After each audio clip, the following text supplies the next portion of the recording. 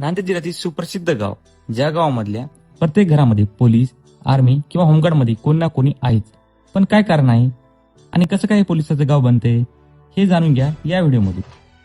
श्री स्वयंभू जागृत महादेव मंदिर असलेलं व गोदावरी नदीच्या तीरावरती वसलेलं पाथर्ड हे एक गाव एका आगळ्या वेगळ्या गोष्टीने मुदखेड आणि संपूर्ण नांदेड जिल्ह्यामध्ये चर्चेत आहे.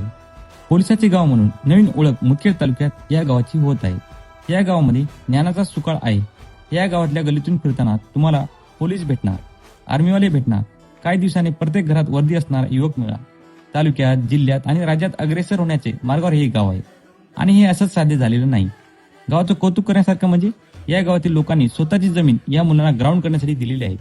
शिवाय जे आधी SRPF, CRPF, पोलीस, आर्मी, इतर झालेले जवान सेवेवरती आहेत ते गावाकडे आले की हमखास इथं मुलांना प्रशिक्षण देतात. ते पण एकही रुपया न घेता. रोज सकाळी संध्याकाळी ही मुलं व्यायाम करण्यासाठी ग्राउंडवर असतात. भरती होण्याची जिद्द तर